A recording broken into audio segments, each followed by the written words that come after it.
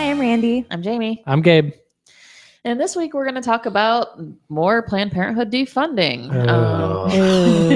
It seems that our legislature doesn't want to give up on this one. Unlike the Senate, though, the House doesn't seem like they're like in a really, really huge rush to pass it. So maybe that's a good thing. Maybe it's a bad thing. I don't know. I haven't decided yet. Well, the Senate bill is sponsored by the Senate president. So I think there's a little bit of a, the boss says we got to do this. Yeah, that's not the case in the House. No, it's actually a Democrat and a Republican in the House.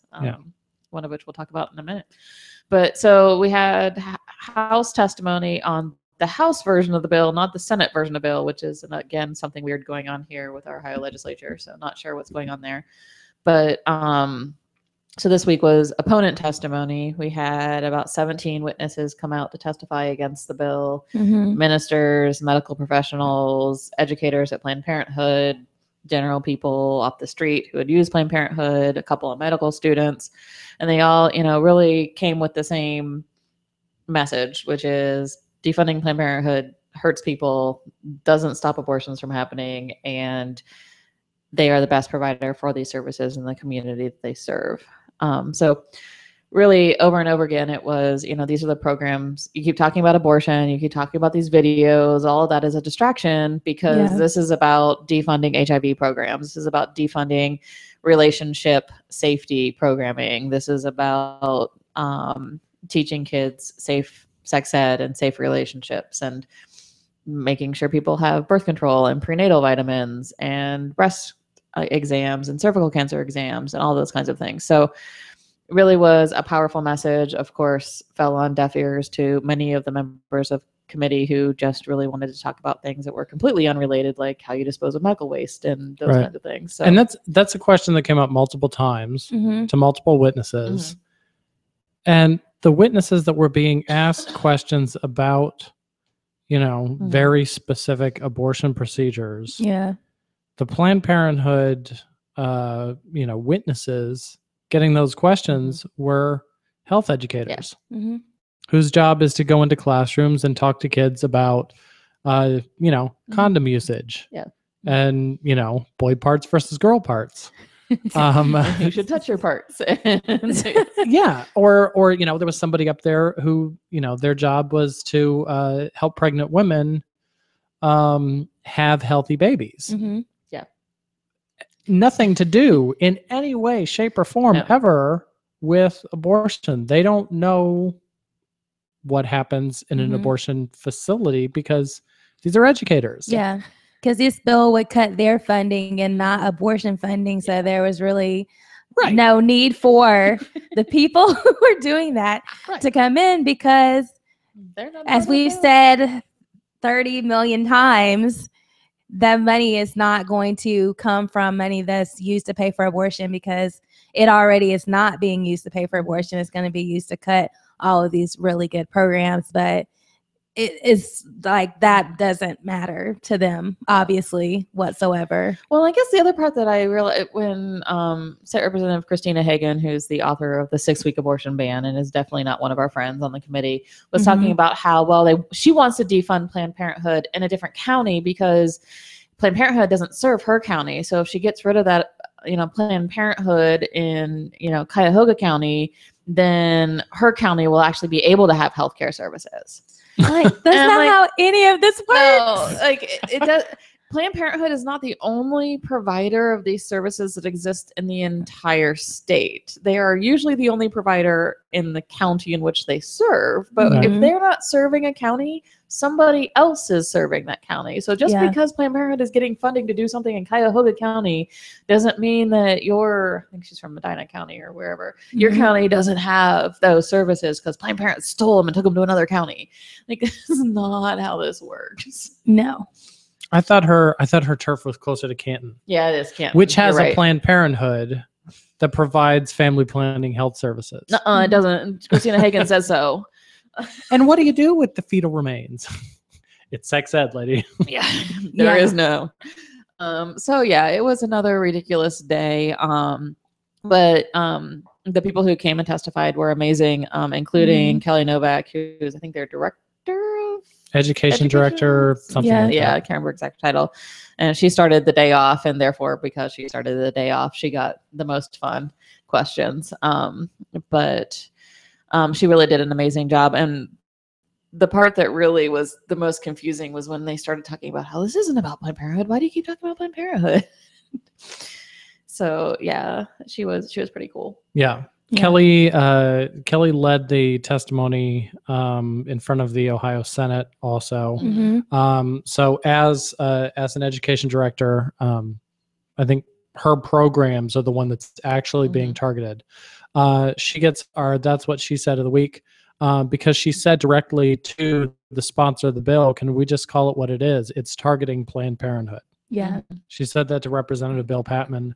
The bill is very carefully crafted, where it only targets abortion providers who use specific funds for, through the Violence Against Women Act, for infant mortality reduction, for breast and cervical cancer. Like, it spells out those specific programs.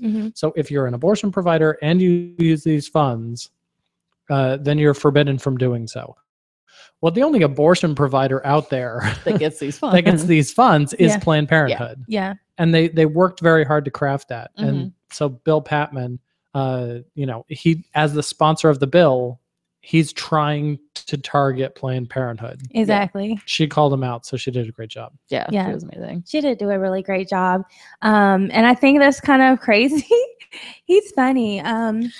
He's hilarious. He also, if he weren't in charge and an elected official, he would be a riot. But, exactly. And the really sad thing is that, like, a bill prior to that, it was talking about drug testing welfare recipients, which we all see, how well that's done in other states that have tried it. It's a waste of money and time. But he was like asking really good questions around that, around profiling. But then we'll get to this, and he is like, it's not targeting Planned Parenthood, but at the same time later asked, well, do you know who Margaret Sanger is? Like, okay, if it's not about Planned Parenthood, why did you bring up Margaret Sanger, the founder of Planned Parenthood, and then ask no follow-up questions? And you're being completely ridiculous. And that's why he gets the walk of shame for this week, because he was just asking ridiculous questions. And so after that, he got into it with Representative Boyd. I always get them mixed up. Representative Boyd. Janine Boyd. Which they both asked really great questions. And he said under his breath that if she wanted to ask him a question like later, they could take it outside. Which is kind of like, you are completely ridiculous. And then he also wanted to talk about, well, why is it that African American women are getting, they're this percentage of the population, but they're getting this many abortions? And it's like, the thing about that is like, have you asked them why? Have you talked to them about why it is? No, he just wants to control them. Exactly. You have no idea why. And I was so glad when Rep House later was started actually spelling some of it out. Well, African American are more likely to be underemployed, undereducated, in a poor neighborhood, not have access to health care like birth control. If you have low income and women of color are more likely to have more unintended pregnancies. If you have more unintended and unwanted pregnancies, then you're obviously going to have more abortions. And so cutting that funding, which is already not enough, is not going to do anything to help that.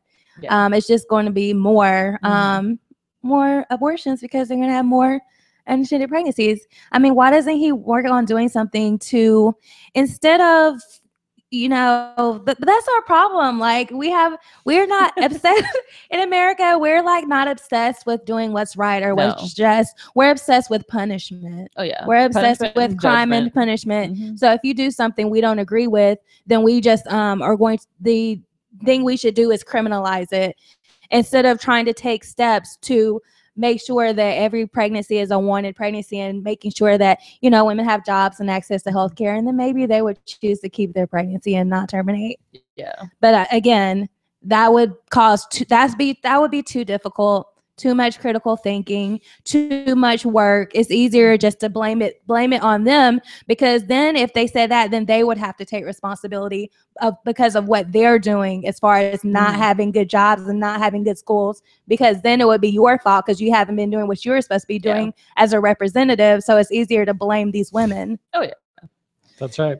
I want to address something else that you said, which is one of the supporters of the bill, one of their talking points.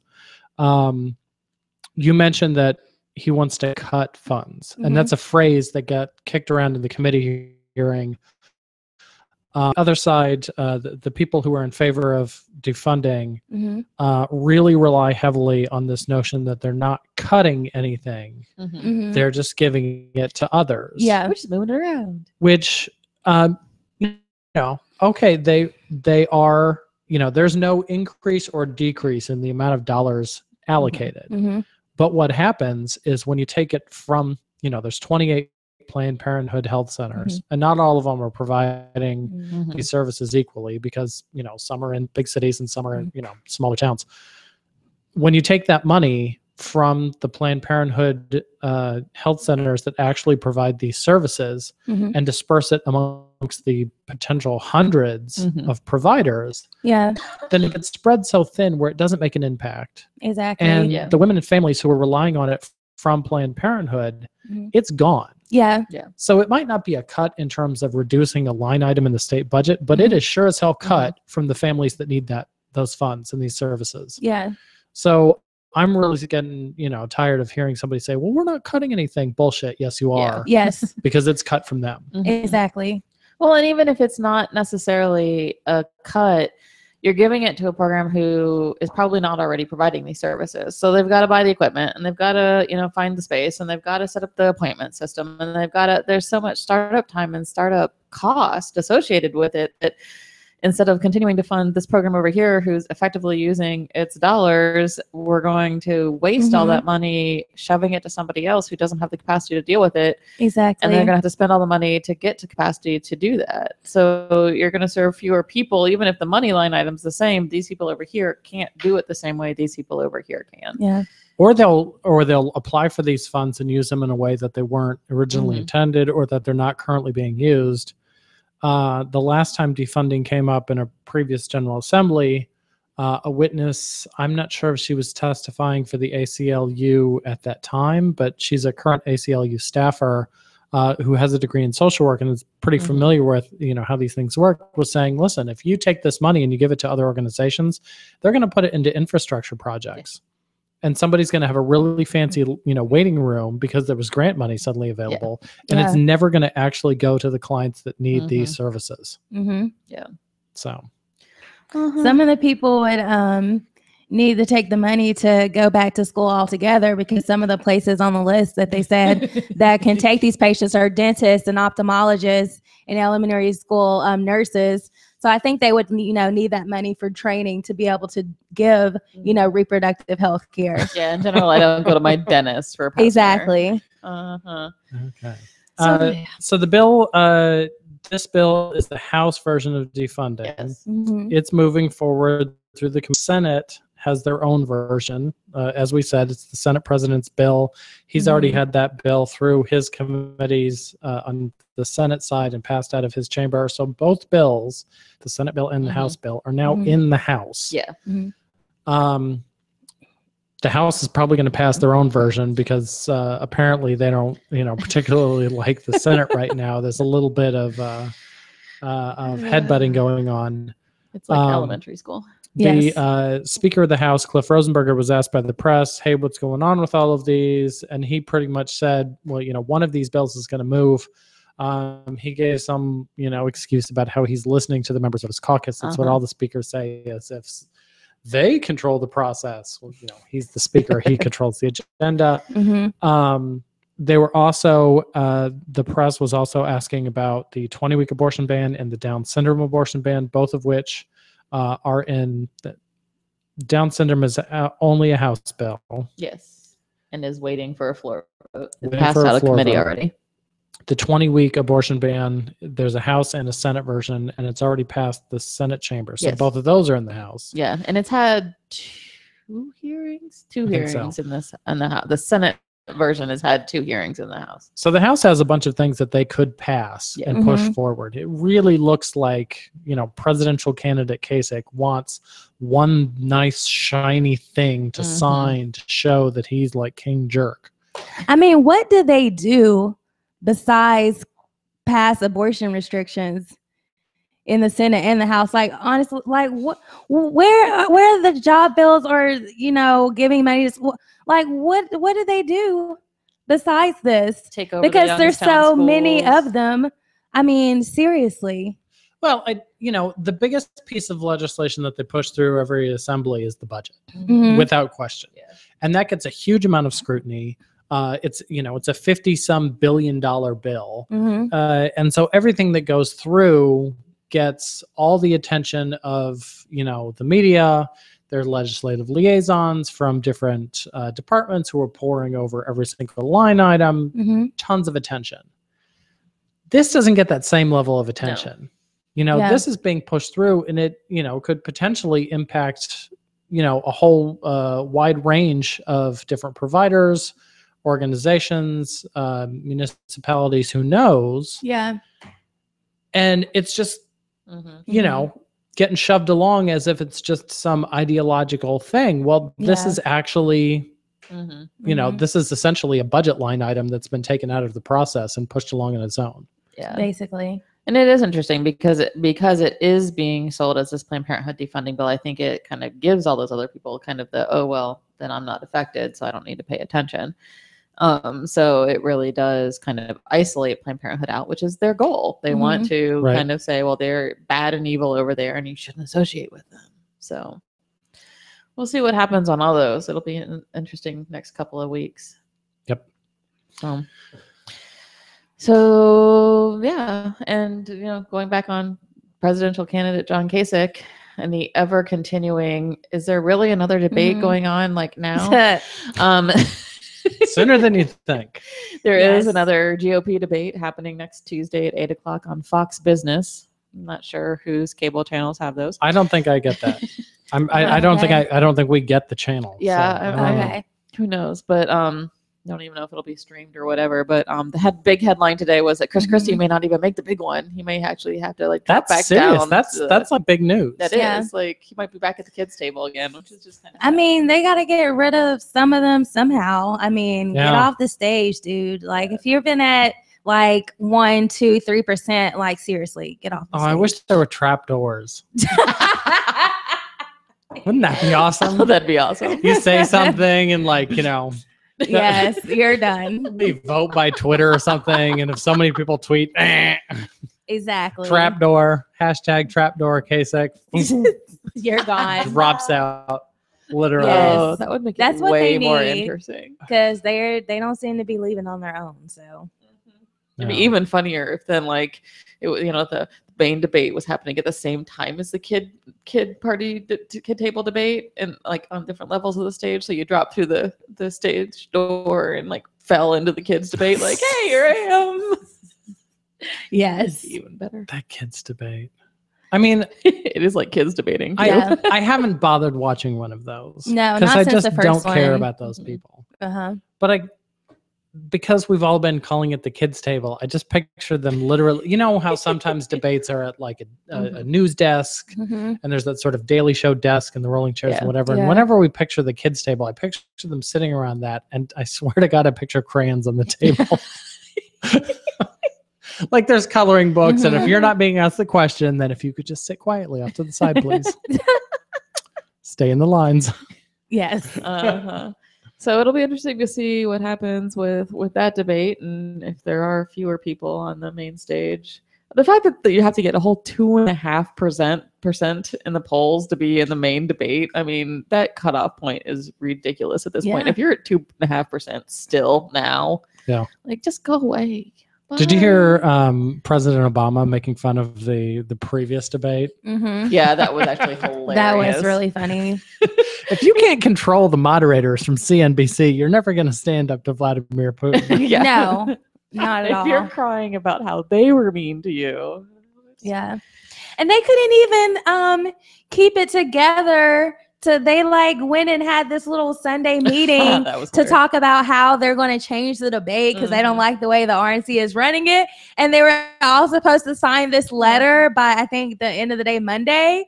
And then it just fell apart and Trump wouldn't sign it. And then other people decided not to sign. I'm like, you guys can even stay together to be like, what's the word I want to use? To be like, whatever, bandits together against the RNC. And you couldn't even stay together in that. But no, there's no honor among thieves, I guess. No, there is not.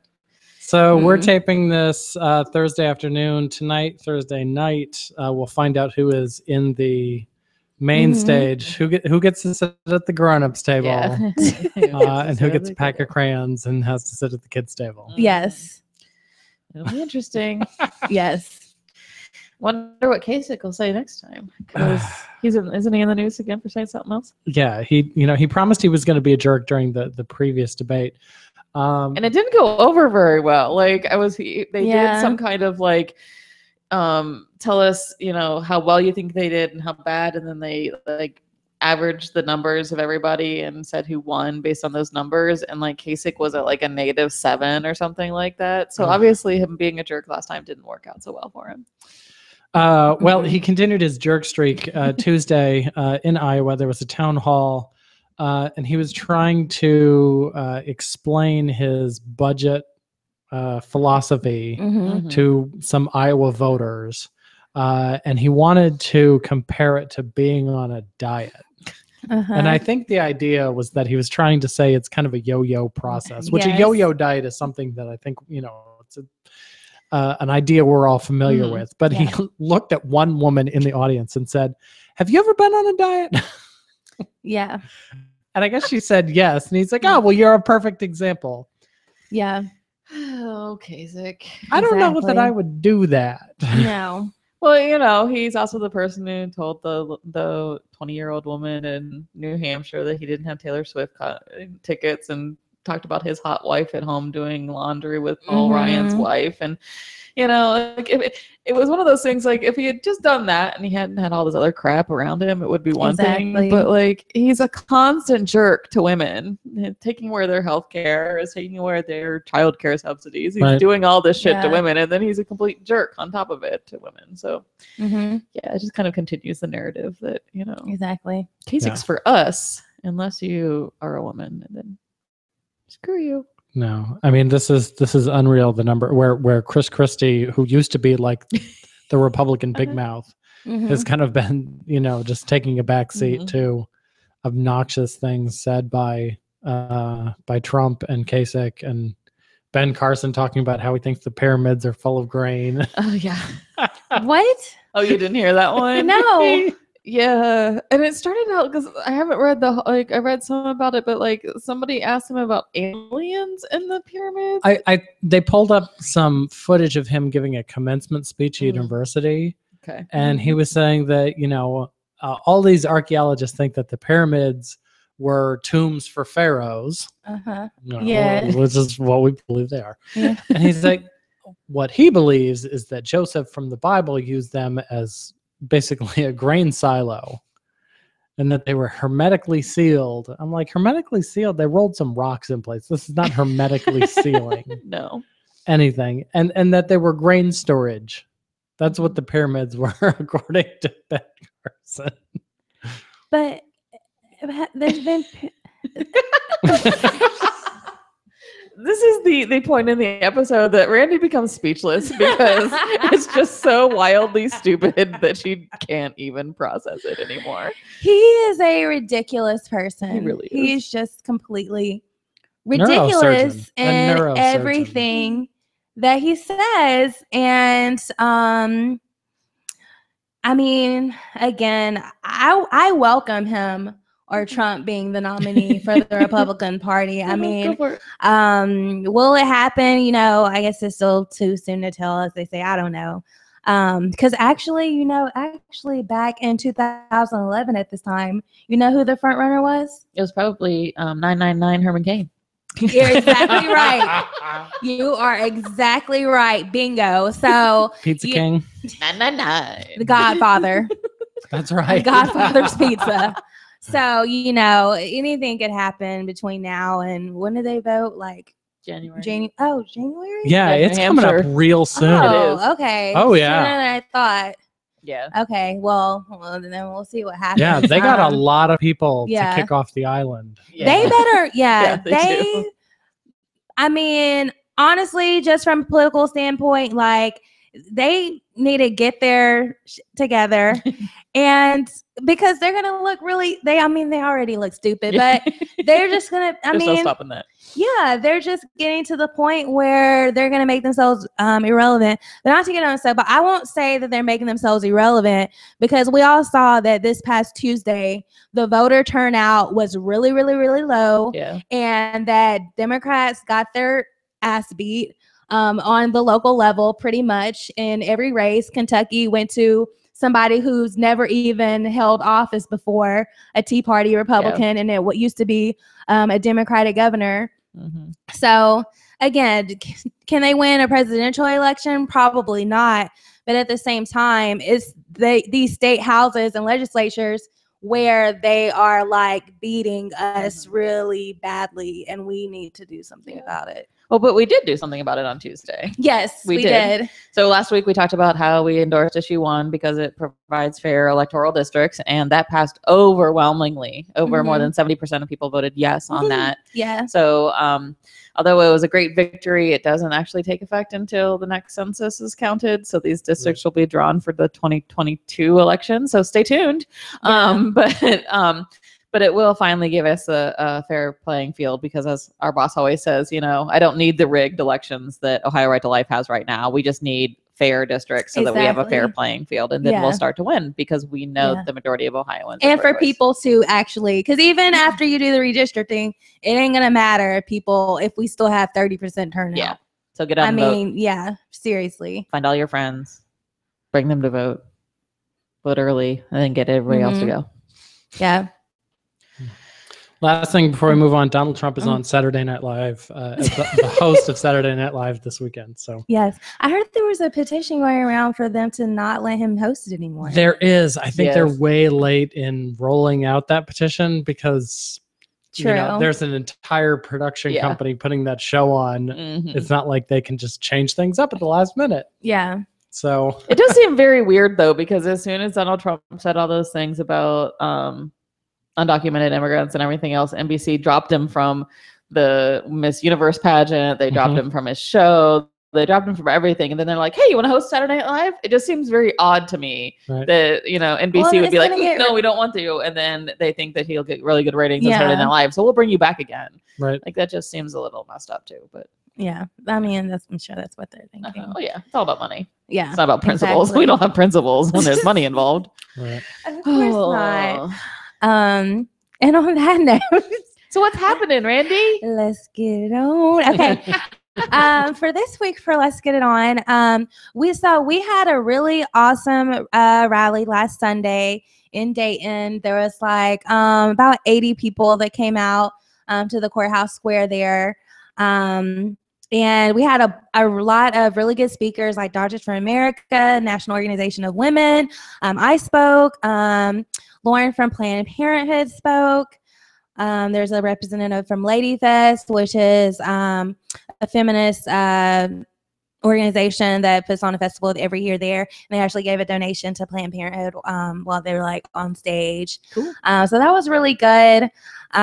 So we want to do the same thing in Cincinnati for Monday, November 16th. It's probably going to be like around lunchtime and around the courthouse. Because right now those two clinics in Dayton and Cincinnati are only still open because of a court injunction. Yep. So we really want to make a good showing.